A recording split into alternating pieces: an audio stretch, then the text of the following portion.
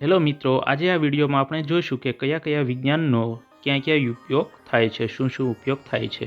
જો તમે ચેનલ પર ન હો તો પ્લીઝ ચેનલને સબસ્ક્રાઈબ કરી બેલ આઇકન ઓન કરી દેજો, જેથી તમે આવા વિડીયો નવા મળતા રહે અને તમને આ વિડીયો પણ ઉપયોગી થશે. તેથી પૂરો વિડીયો જોજો. તો ચાલો શરૂ કરીએ.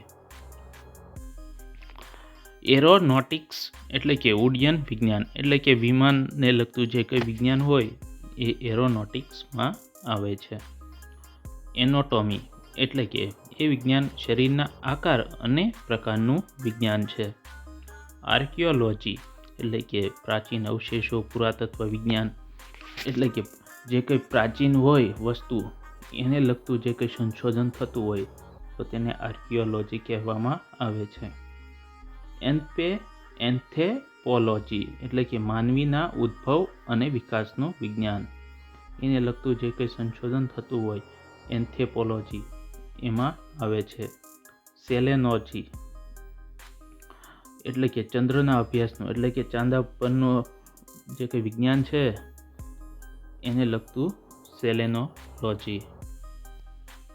એસ્ટ્રોલોજી એટલે કે જ્યોતિષ વિજ્ઞાન, આપણે જે કંઈ જ્યોતિષ હોય એને એસ્ટ્રોલોજી કહેવાય છે.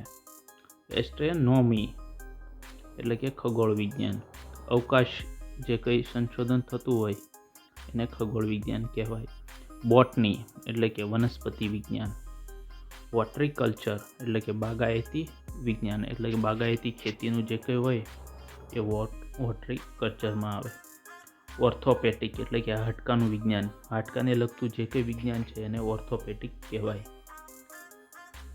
ઓશનોગ્રાફી એટલે કે સમુદ્રશાસ્ત્ર. પેથોલોજી એટલે કે રોગ નિદાન. ફિલાટેલી એટલે કે ટિકિટ સંગ્રહનું વિજ્ઞાન.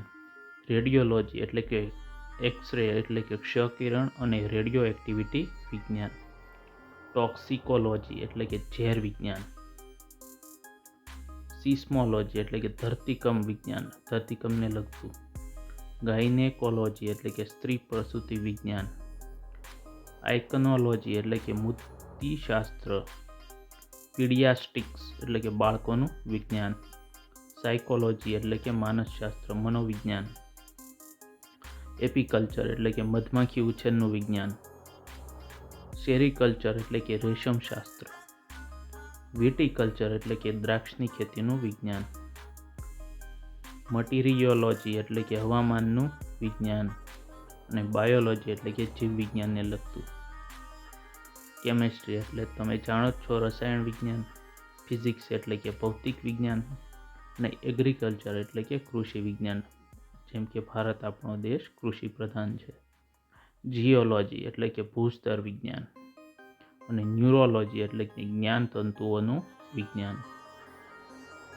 પછી છે ફોનેટિક્સ એટલે કે વાણીશાસ્ત્ર અને ઝૂલોજી એટલે કે પ્રાણીશાસ્ત્ર એટલે કે પ્રાણીઓને લગતું. ઓર્નિથોલોજી એટલે કે પક્ષી વિજ્ઞાન, પક્ષીઓને લગતું જે કંઈ હોય એ ઓર્નિથોલોજીમાં આવે છે. તો મિત્રો, અહીં તમને આ વિડીયો કેવો લાગ્યો છે, સારો લાગ્યો હોય તો પ્લીઝ કોમેન્ટમાં તમારો અભિપ્રાય જણાવજો અને જો તમે ચેનલ પર ન હો તો પ્લીઝ ચેનલને સબસ્ક્રાઈબ કરી બેલ આઇકન ઓન કરી દેજો અને બને તેટલો બને આ વિડીયોને શેર કરજો. અને તમે પૂરો વિડીયો જોતા નથી, અમુક વચ્ચે મૂકીને જતા રહ્યો, તો પ્લીઝ એવું કરો નહીં, સપોર્ટ કરતા રહેજો. તો હવે મળીએ બીજા વિડીયોમાં. ધન્યવાદ. જય હિન્દ, જય ભારત.